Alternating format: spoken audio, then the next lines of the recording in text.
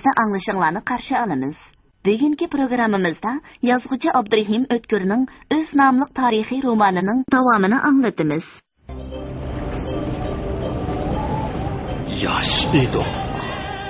Uzun safarga otlanib mang'andi biz. Endi otqa mingidek bo'p qoldi ana navrimiz. Az edik. Mushkul safarga otlanib chiqqandi biz. Endi cho'ng karvon ataldi. Qoldirib cho'llarda iz.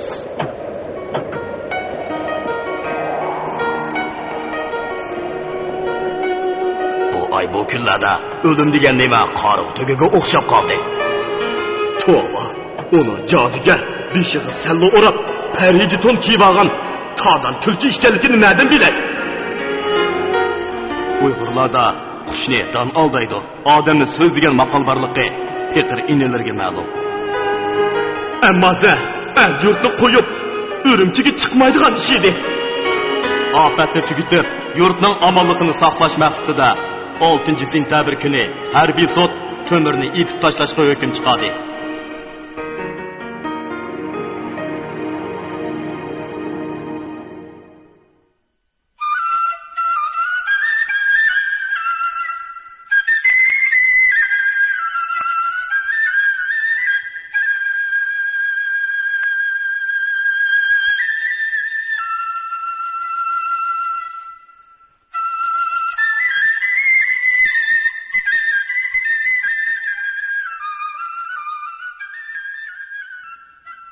Hazratlarining nima yorliqlari bor ekan? Bu yan chiqing. Qorong'u dalanda Shamaqsut bilan Oysa opaqning pichirlashlari anglandi. Kun patayi deb turganda Oysa opaq Zeynab bilan yana bir dedekni Pujongning hujrasiga boshlab kirib, bir qadam uni harakatmaysizlar. Bo'lmasa, nima kun ko'rdiganliklarini bilsizlar u. Dedi-da, Gul qizni boshlab mangdi. Onu çoyunlaş qo'yilgan issiq uyga akirib, suv isitishqa. Pokiz yuyunib, bosh ko'zini obdan tarashqa. Ondan hamma kiyimlarini yo'tkashga buyurdi va qo'lidagi bo'g'chini oldiga qo'yib, o'zi chiqib ketdi. Gul qiz o'zining beshiga qandoq bir qora kunning kelayotganligini darhol tushunib, panjara tarafga yugurdi. Eshik sirtidan suvoqliq edi. Nima qilishini bilmay, xuddi qafasdagi qushdek tipirlab, sumbul chashlarini yulib baqdi. Axir tizini quchoqlab o'tirib, o'ksib yig'lashga boshladi. Birar soatdan keyin eshik ochilib, Oysa opaq kirib keldi. U Gul qizni shu holatda ko'rib, achchiqdan titrab ketdi va Gul qizning biqinlariga tepib, og'zini buzishga boshladi. "Voy, yer yutqur, tehici o'ltiribsan-ku.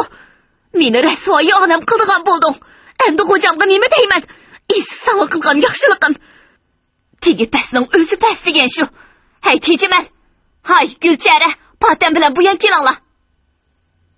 Gulchara degani haram xonasining kirchisi bo'lib, 30 yoshli bir ayol edi. Patam muningdan 1 yil burun Shamaqsutning nikohida 3 kun turib, taloq qilib tashlangan bir dedek edi. Oysa opaq Gul qizni yuyundirib, chapsan jopib chiqishni ularga topshirib, o'zi ko'zdan g'oyib bo'ldi. Osmon gumbizi zolimning ko'nglida qorayib, sanoqsiz yulduzlar yetim miskinlarning yoshli ko'zlaridek g'amkin chimildashga boshlagan chaqda haramxona darvozasidan ponus ko'tirgan Potam chiqib keldi. Uning keynidan Oysa opaq bilan Gulcharaxon Gul qizni qo'ltiqlab kelyotdi. Ular Shamaqsutning xos hujrasi joylashgan bir yurish uyning dalonida to'xtadi. Dalan qator mum shamlar bilan kunduzdagidek yo'rtilgan edi. Uduldagi naqshlik yo'g'on Bag'dod eshigi qiya ochiq turadi. Tursha to'g'biga yalang'ashlangan qilichini tik tutib, eshik tubida g'odiyib turadi.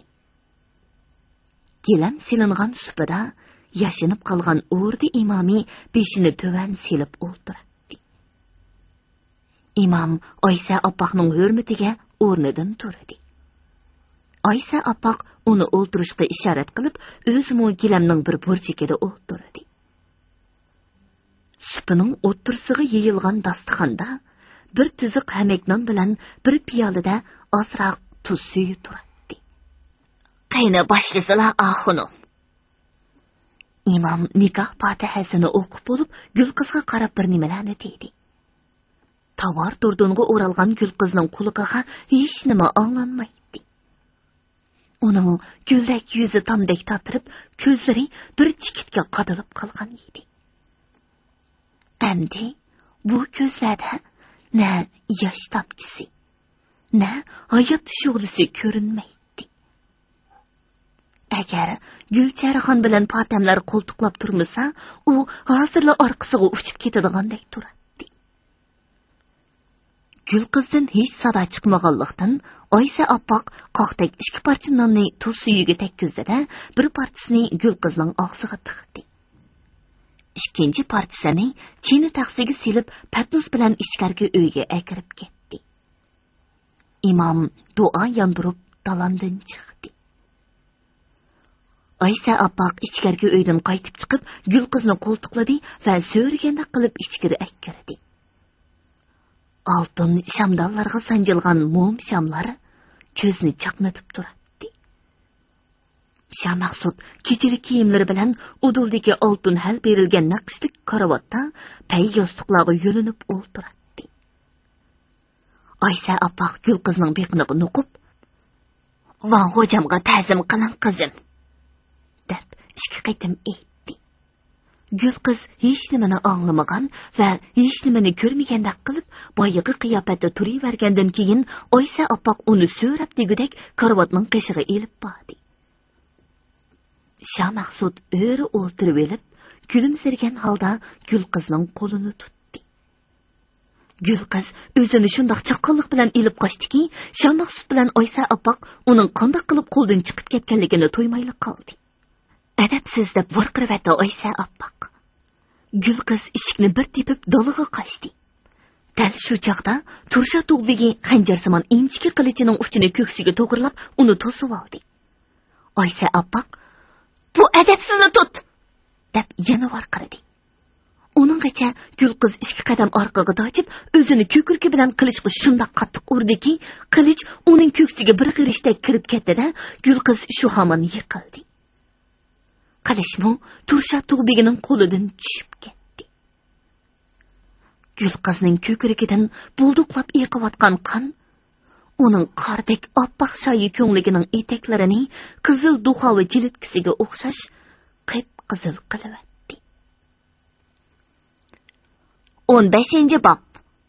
Unda qozonga mundoq cho'mich. Kuchlikman demagan. O'zingdan kuchlikka yo'liqsan. Men hayyormi demagan. O'zingdan hayyorroqqa uchrab qolasan. Qirg'iz xalq maqoli. Shu oqshimi Shiyatay bilan Qoziba xo'ja qoldiq cheriklarini boshlab, salbiyishgan holda shaharga qaytib kelishdi. Atsi nashtadan keyin Qoziba xo'ja Shamaqsudning oldida yukinib o'ltirib, ahvolni ma'lum qildi. Bu shum xabar Shamaqsudni oqshomgi yorisiga tuz sepgandek sakritibdi. O'z ochiqini Qoziba xo'jadan olmoqchi bo'lib, uning yoqasidan tutib og'zini buzdi. Gap orasida Shiyatayni bir muncha qarg'ab, "Men o apyunkashning otgan polirga ishinib ketibman. Isat, hay isat!" deb saqilini yulishga boshladi. Shu arada ma'lumchibak kirib, ombolning kelganligini ma'lum qildi. Ahmadshah To'ngchimu ombolning orqasidan kirib, qo'l bog'lab turdi. Ombol Bayvinchov Shamaqsudga bir muncha tasalli so'zlarni aytgandan keyin mundoq dedi. Bu kutilmagan ish bo'ldi. Janobi Shiyatay, Chingan hojamning yuziga qaray olmayman deb, huzurlariga kirishga jur'at qila olmadi. Janoblarining oldida menmi xijil. Ammo ahvoldan qaraganda gunoh bizning cheriklarda emas ekan. Chunki bizning cheriklarimiz tog' sharoitini yaxshi bilmaydi. Tog'dagi o'g'rilar cheriklarimizning mushu ojizligidan foydalanib ketibdi. Heli bo'lsa-mu, bu o'g'rilarni yo'qotishning amali bor deb qarayman. Qanday qilmoqchi? Menimcha, yerlik xalqdan ko'prak askar elib, yana taqib chiqarsak deyman. Kerak kesadigan paltini yog'ochdan saplaymiz emasmi? Yerlik xalqdan askar olmoq tas. Onun ustiga yerliklardan ilingan askarlarga ishongili bo'lmaydi. O'tgan qitim Urumchiga mangdirgan askarlarimizning nima qilganligini unutib qolmang. Bu qitim undaq bo'lmaydi. Masalan, padichi bola chig'ida bir top padini bir tal tayoq bilan o'zi yolg'iz haydab mang'alaydi. Gap ularni qandoq boshqarishda, ulardan qandoq foydalanishda. Biz shundoq bir ishni qilaylikki, ya o'g'rilar qirilib tugaydi, yoki ixtiyorsiz taslim bo'ldi. Ora san'at to'g'risidagi kitoblarda biri jang, 9 rang degan hikmat bor. Biz shu hikmat bo'yicha ish qilamiz. Andin u o'zining hujum planini Shamaqsudga tafsiliy tushuntirdi. Shamaqsudning chiroyiga darhol kulgi yugurdi. Yana bir xush xabar bor. Xo'sh, quliqim Ombol janoblarida. Vang janoblarga ma'lumki, heliqi Sinjongshanning o'rniga yo'yishga degan kishi Dazongtoq bo'lgan emasmidi? Qaraslar, o xalqqa karomat sodiq odam emish. Hozirdan boshlab Jungo zaminida xalqni qayta tiklashga kirishibdi. Undaq bo'lganda suv ketib tosh qoladi, o'smi ketib qosh qoladi deb vaziyat yana boshqacha bo'ladi. Taqdiki o'g'rilarni yo'qotgandan keyin Vang janoblarining yana Bejingga ziyoratga berishlari cho'qim. Ilohim, etqonlari kelsin. Shuningdan keyin yerliklardan ko'proq askar elib, Siyatay Yamul cheriklari bilan birlikda yana taqo hujum boshlash qaror qilindi. Shu qarorga binoan o'rda beglar bilan bir qancha do'rg'a va qozilar taraf-tarafga chipib yurib, burun askar elinmagan yesalardan 300 dan oshiq yigitni askarlikka tutib keldi. Bir qancha kun harbiy mashq o'tkazilgandan keyin o'rda cheriklari bilan Siyatay Yamul cheriklari qo'shilib, jami 500 dan oshiq cherik yana taqqa mangdirildi. Ammo yerliklardan elingan yangi cheriklarga qora miltiq bilan qilish nayzlar tarqitib berildi. Bu qitim Qoziba xo'ja sarlashkar, Soyin Ushbegi uning yordamchisi bo'lib mangdi. Siyatay o'zining o'rniga boshqa bir harbiy amaldorni chiqarib berdi. Endi qo'zg'olonchilarga kelsak, ular dushmanning yilqi kuni tong yorish oldida qilgan tuyuqsiz hujumida qurbon bo'lgan 18 qarindoshining jasadini bir yerga to'plab, shu kunlar Nurul bovining imomatchiligi bilan namoz tushirib yerlik qo'ydi. Qurbon bo'lganlarning yaqinlariga qo'shilib ko'z yeshi qilishdi. Shu arada qabri beshida o'ltirgan yosh bir yigit ajoyib mo'ngluq qiroat boshladi. Uning qiroati shundoq ta'sirli ediki, beshini tuvan silib o'ltirgan temir xalpining ko'zlaridan ixtiyorsiz yosh to'kilib ketdi. Duodan keyin temir xalpa o'rnidan turib mundaq dedi. Qarindoshlar, bu shehidlarning issiqlari hammamizning uyqusini ochdi.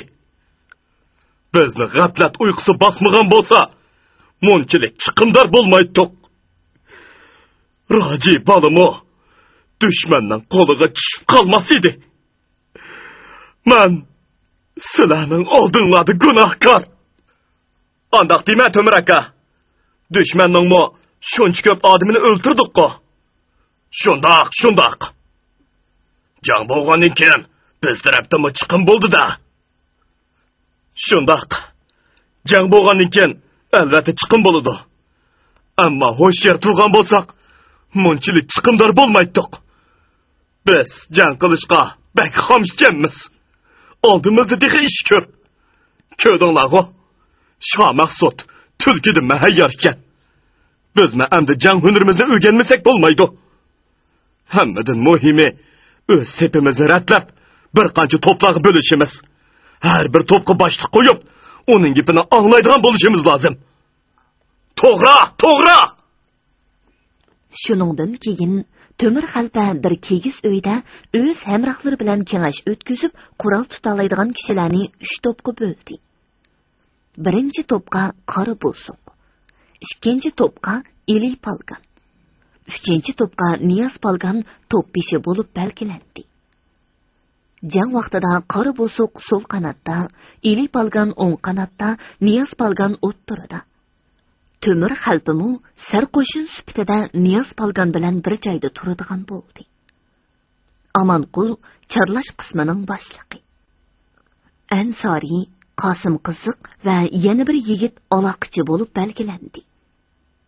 Bütün orqa sap ishlariga Saypung to'xti bilan Safarqul mas'ul bo'ldi. Saypung to'xtining o'z talabi shundoq edi. Kechqurun ular kengashdan tarqalib chiqqanda, Egiz do'nglikdagi shahidlar qabristonidan yana boyqi yigitning mungluq qiroati anglandi. Temir qalbi boshliq hammaydan jim turib birdan tinglashdi. Bu qari yigit kim bo'ladi? Idirliq Sulaymon Dorg'ining o'g'li. Iti Ahun qari ekan. Qo'mildagi cho'ng madrasada 5 yil o'qibdi. Shamaqsud Sulaymon Dorg'ini o'tgan kuzdagi temir charvasanligida mening qo'ylarimga xiyonat qilsan deb solab qo'ygandan keyin bu qari yigit shaharda turishdan qo'rqib, taqqa yenib chiqibdi. Yaqinda men mo Shamaqsuddan o'ch olaman deb bizga kelib qaytildi. Qur'onni obdan o'qiydi ekan. Nurul akamga yordamlashib, yurtning jamoatchilik ishlariga qarasqandoq. Biz mo cho'ng jamoat bo'lib qoldik. Men mo shunda xiyol qilib edim. Shuningdan boshlab Ahun qari yosh yigit bo'lishiga qaramay, qo'zg'olonchilar orasida cho'ng hurmatga ega bo'lib, mo'ysipitlar qatorida o'tiradigan bo'lib qoldi. U bek muloyim, siliq, adab axloqli ko'rinadi. O'zimi kelishgan chiroyli yigit edi. Ammo uning yaqinlik va hamisha kulib turadigan ko'zlarining nimalarga diqqat qilayotganligini Omonquldan boshqa hech kim sezmagandek qiladi. Omonqul bo'lsa, "Hey, bu qari yigitning ko'zlarining ichida yana bir ko'z boda qiladi. Menga shundoq ko'rinyapti deya. Xudoning o'ziga omonat." Bir kuni kun chiqish taraf o'ptalli qizargan bir chaqda Omonqul o'z hamrohlari bilan oqchiq siyg'i tutash idirliqlarni charlab yurganda, soydan qilinchoq dozan ko'tarilayotganligini ko'rib qoldi. Bu yuqorida aytganimizdek, Ombol Bayvinchovning plani bo'yicha ochiq oshkora hujumga kelayotgan cheriklar edi.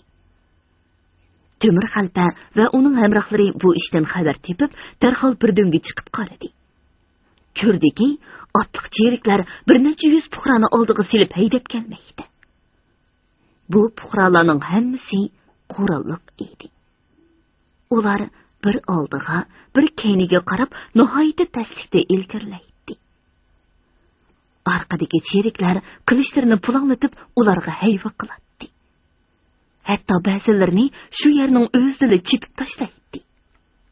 "Ay, endi qanday qilg'uloq? O'z qarindoshlarimizni o'zimiz otamizmi?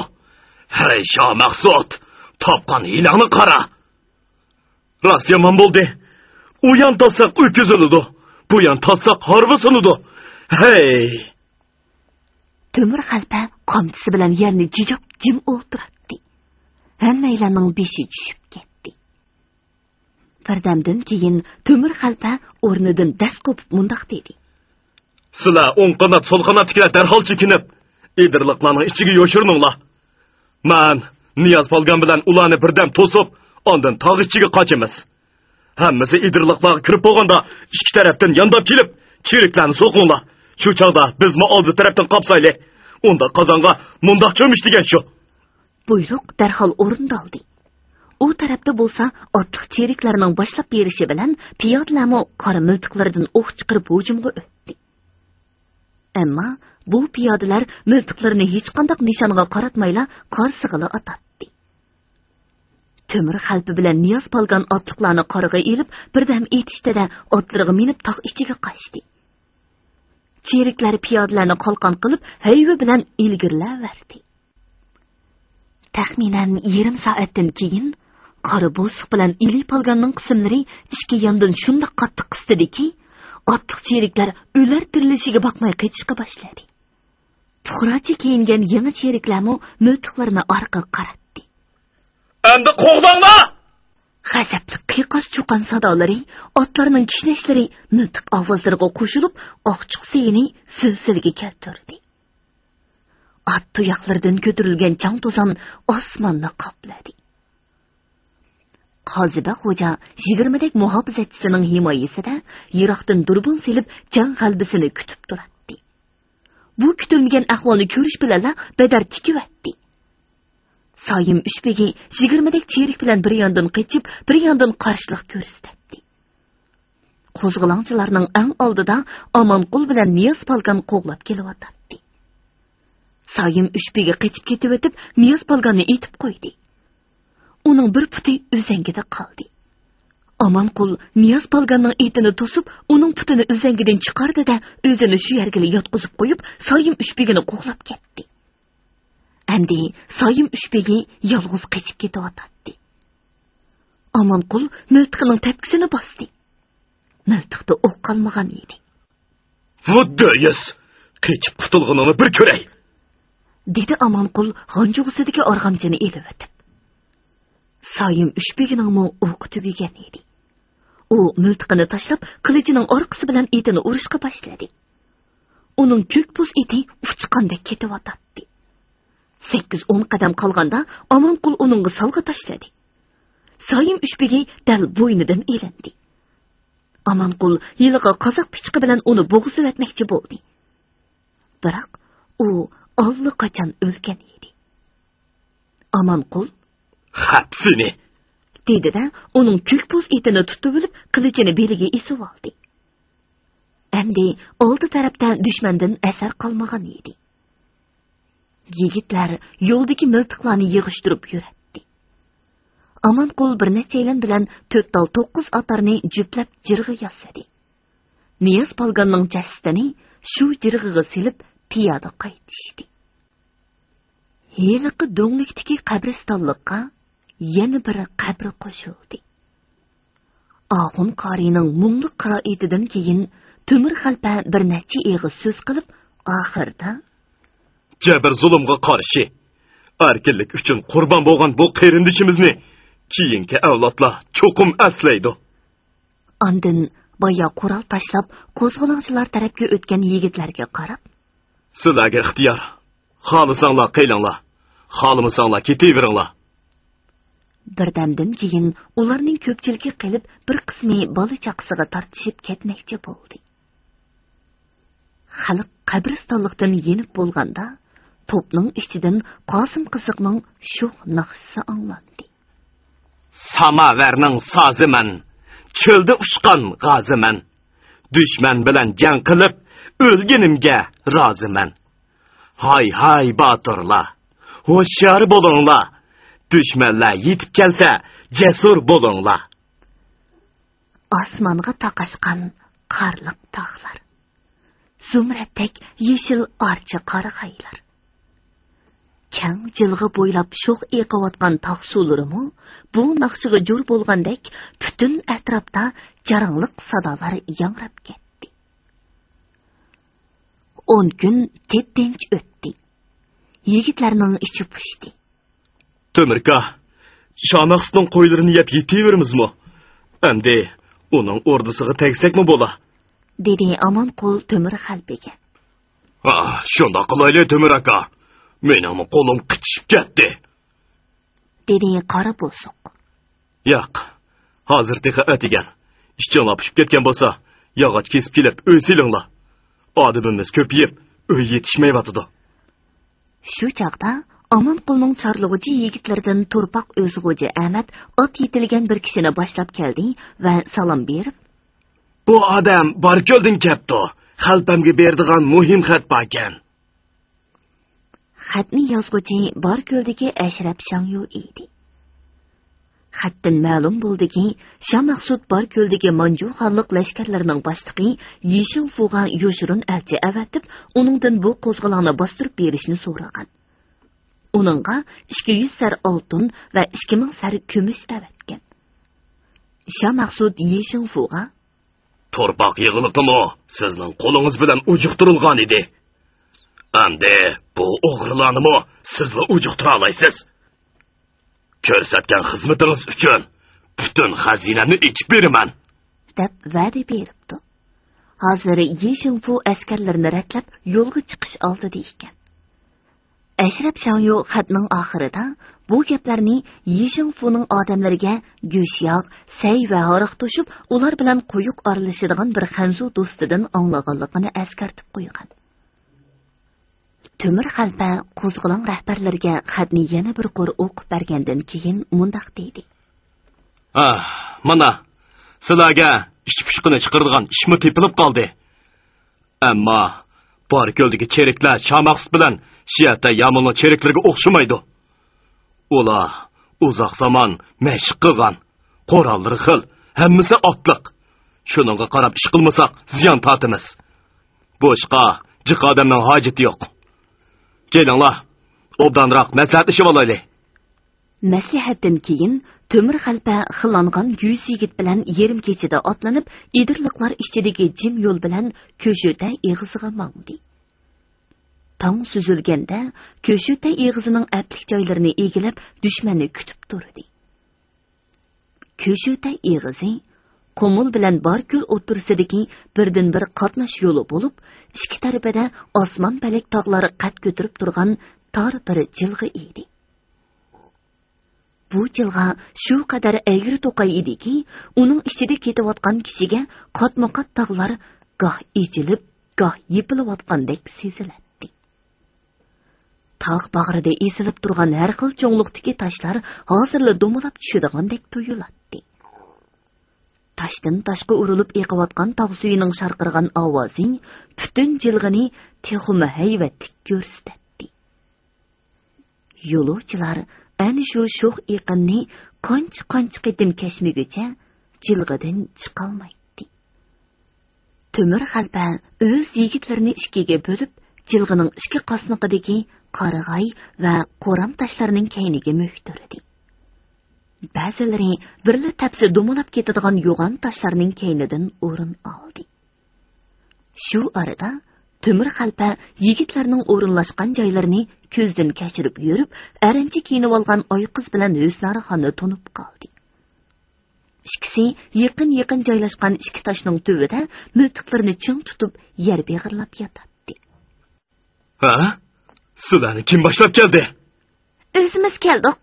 Bu yerda sizlarga nima bor? Chaqqan ketinglar. Ular yo'q deb yana yerga yetib oldi. Temir xalpa Omonqulni chaqirdi. Omonqul ahvolni ko'rib oy qizga: "Bu nima qilganlari? Chaqqan ketsalar, o'zlarini ketsalar Husnarxon acha. Nimishqa ketadi ekanmiz? Bizmi miltiq etishni o'rgandik." Oy qiz Omonqulning yiniga keldida, necha vaqtdan marganlargim yetishmayotdi deb miltiq bermay kelganligini. Amdi o'zlari miltiqqa ega bo'lib jangga kiramiz desa, buningga nima uchun yo'l qo'ymaydiganligini aytib, "Munda qilsangiz, men sizdan rozi bo'lmayman. Nima qilsangiz qiling, biz ketmaymiz."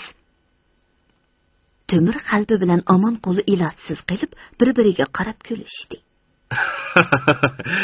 Asta, undaq bo'lsa, bular yeningdiroq tursin. Kishga yaqin hayvatlik harbiy kanay ovozlari anglandi. Yi Shangfu 4 cherik ko'tirgan taxtiravonga o'ltirib 300 otliq cherikning o'ttirsida kelib-o'tadi. Uning munchaqliq qalpoq ostidan ko'rinib turgan qismoq ko'zlari uyqu bosgandek bir yumilib, bir echilib qo'yadi. Yaqisiga tutilgan sarchiltaklar quyosh nurida vol-vol qilib parqiraydi. Birdala jilg'ining ikki qasniqidagi toshlar do'milab tushishga boshladi. Toshqa tegib, birdamning ichida dahshatli guldirlash paydo bo'ldi. Cheriklar o'zini o'ngshib olguncha taraf-tarafdan yig'iyotgan o'q yomg'iri ichida qoldi. Bular haqiqatan shu davrning eng xil miltiqlari bilan qurollangan tajribali cheriklar bo'lg'achqa, osonlikcha taslim bo'lmay xiyli echib ko'rdi. Egisiz qolgan otlar ovchining o'qidan o'rkib qochgan kiyiklardek taraf-taraflarga qichib yuradi. Taxminan 2 soatdan keyin jilg'ining ichi jimib qoldi. Cheriklarning bir qismi qichib, bir qismi o'ldi. Qolganlari tirik qo'lga tushdi. Omonqul bilan o'z xo'ja Ahmad bir eski tomning ichidan oqsimiz kelgan bir cherikni tutib olib, Temir xalpining oldiga elib keldi. Uning qalpoqsiz tavqir beshidagi bir tal o'rima chechi o'ziga qisqa kelib qolgan chapanining orqasidan chiqib turadi. Uning yo'tsig'i chaplashib turgan tor ishtinining ig'i butunlay ho'l edi. Asrlardan biri uni ko'rish bilanla bizni boshqimiz Yishinfo degan mushu. O kiyimini yangishtiribdi. Temir xalpa boshliq hamma yigitlar uning ishtini qarab kulib tashladi. Temir xalpa Amon qulga qarab, "Bunaga chiqilmay, obdan saqlanglar. Qo'rayga ilib ketamiz." "Bu nima qilganing Temir aka? Yiqilganni tepmek yo'q. Hech bo'lmasa, otlarni tortib olsak bo'lmasmidi? Yo'lda tirik o'lsin demsizlar. Askar bo'g'onlardan nima gunoh?" Shu orada orqa tarafdan tong qilib bir pay o'q etildi. Qarag'ayga bog'lab qo'yilgan Yishinfu qonga melanib turardi. "Kim otdi?" "Men otdim." "Bu nima qilganing?" "Dadamning qissasini oldim." "Al qissasi minal haq degan shu." dedi ko'zlari qisirib ketgan to'rpoq o'z xo'ja Ahmad. "Astag'firullah. Buning miltiqini tortdinglar." Shuningdan keyin qo'zg'olonchilar qurbon bo'lgan 5 qarindoshining tog' bag'ridagi tosh qabrlari bilan vidolashib, nurg'un g'animat bilan Qo'rayga qarab yo'lga chiqdi. Shu arada kimdir biri bir qo'shoq to'qidi. Bu qo'shoq shu hamon Qosim qiziqning og'zidan naqshi bo'lib chiqdi. Qo'yma qattiq jang bo'ldi. Ko'shi o'tidiki dangda. Chingtay ketib hushidan siyivatdi bu jangda. Amdigo shaharga tegarmiz. dedi qari buzuq temir xalpining bo'z eti bilan yondosh kelayotgan qari to'riqning yolini silab. Xudoyim buyursa, Potiqinda cho'ng to'y boshlaymiz. Biroq tuyuqsiz yuz bergan voqealar tufayli qo'zg'olonchilarning shaharga hujum boshlash plani buzilib ketdi. 16-bob. Yolqin taqqi sovg'a. İnsanning tub asosiy huquqi ko'z yeshi bilan emas, issiq qon bilan qo'lga keldi. Julian Marti. Temir xalpa g'olib sarkarlarga xos g'urur va salobat bilan yigitlarni boshlab Qo'rayga qaytganda, xalq to'pi xuddi to'y tartib kelgan yigitlarni qarshi olgandek, ularni qizg'in kutib oldi. Necha o'nlagan daplar bilan shu naqshi qo'shoqlar yangrab, butun jilg'a yet kunlaridek jonlanib ketgan edi. Top odamlar 2-3 dan miltiq esib olgan yigitlarni egardan yo'lib olib, yuz ko'zlariga so'yatdi. Bag'riga besib quchoqlaydi. Ko'shutay ig'izidagi jangga borolmagan yigitlar g'animat tushgan yangi miltiqlarni qo'llariga elib, zo'qlanib qaraydi. Top ushaq balalar jangchilarning otlariga minmoqchi bo'lib, churqirishib o'ynaydi. Mana Ravihan Mumay oy qizni bag'riga besib, issiq yoshlari bilan ho'llangan mag'zini uning anordek yuziga yiqib turib, "Jinim balam, o'zlarni nima desam bo'lar? Qarisilachu, yigitlardek jang qilib, miltiqmi o'lja Abdullah teg'i" demaydi. Mana Temir xalpining ayollari Ro'zaxon ayla Husnarxonni quchoqlab, "Voy singlim, Xudoyim o'zlarni o'g'il bola yaratay deb turib, qiz yaratib qo'yibdi ekan. Rahmatlik inim hayot bo'lgan bo'lsa, o'zlarni kelin qilib olar edik" demakdi edi. Temir xalpini bo'lsa, Nurul bo'g'i bilan Safarqul boshliq cho'nglar orig'i elib olib, xuddi haramga berib kelgan kishini tavob qilgandek navbat bilan quchoqlaydi. Yosh imom Axun Qarimu nimanidir bir nimalarni deb uni tabriklaydi. Shu arada qo'yiq burtliq, tambal bir yigit ishga notonish kishini boshlab keldi. Bu yigit Temir xalpining inisi Shakir edi. Shakir yilqi 2 kishini Turpandan kelgan mehmonlar deb tanishtirdi. Ularning biri 40 yoshlar chamisidagi dehqon sifat kishi bo'lib, Turpan ostonida Lükchun Vangoga qarshi qo'zg'olon ko'targan Muydin xalpining yaqinlaridan Saypul dehqon edi. Ikkinchisi sumbatli yigit bo'lib, u qarag'uchilik mashhur chelishchi Mahmud Sur edi. Temir Xalpa ular bilan qizg'in ko'rishib, hammalarni uyga taklif qildi. Appoq kiygizlar selingan oddiy tom uy odamlar bilan to'ldi. Bu Temir Xalpaning o'ziga qarashliq mehmonxonasi edi. Yaqindan buyon bo'lib o'tgan bir qator janglarda bo'libmi ko'shatay eg'izida Yeshin Funing ishtonga chiqarib o'tganligi to'g'risidagi qiziq gaplar bo'lingandan keyin g'izo yeyilib boshqalar tarqalib ketdi. Uyda qo'zg'olon rahbarlari bilan yilqi 2 kishi qolgan edi. Saypul dehqon qo'ynidan nechqa plotiga o'ralgan bir parcha xatni elib, Temir Xalpaga ikki qo'llab sundi. Temir Xalpa xatni o'nlik o'qidi. Bu xat Turpan qo'zg'olonchilari nomidan Qumul qo'zg'olonchilariga yozilgan bo'lib, uningda Temir Xalpa boshchiligidagi Qumul dehqonlar qo'zg'olonining ta'siri bilan Turpan ostona va Qorug'ujidagi dehqonlarning Lukchin Vanga qarshi qo'zg'olib chiqqanligi. Hozir bu qo'zg'olonga To'qsun, Pichan qatorliq joylardan odamlar kelib qo'shilayotganligi bayon qilingan. Oxirida yana mundaq deyilgan edi. Aziz qarindoshlar, himmat g'ayratinglarga barakalloh. Sizlar zulm chekkan dehqonlarning qutulish yo'lini ko'rsatib berdinglar. Zolim vanglarning gun bo'lishiga bizni ishontirdinglar. Biz oxirgacha sizlarning izinglarda mangamiz. Sizlar zolim Shamaxni yo'qotsanglar, bizmi jabr zulmdan qutulamiz. Alloh sizlarga texmi ko'p nusrat ato qilg'ay. Amin.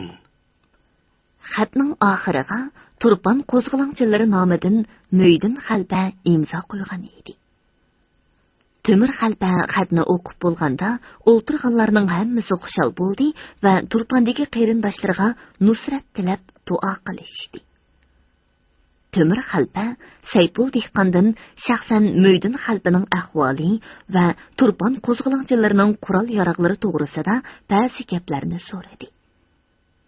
Saypul dehqonning aytishicha, ularda burun 10 tal qora miltiq bilan o'zlari so'qib olgan qilish nayza, temir ora va tayoq to'qmoqdan boshqa qurol-yarog' yo'q ekan.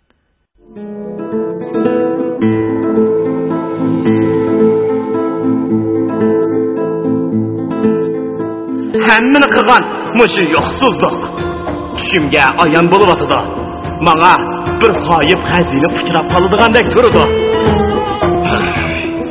Bu cho'qim oshu chiplos yunkash ishi. Hammadan avval bu kelayotgan cheriklarning ahvolini aniq uqsab obdan bo'lar edi. Meni uqib kelay. Bugungi programmamizning diktorlari Dilnigar Hasan, Salihjon Ro'zihoji, ovoz texniklar Po'lat Tursun, Tahir Yasin.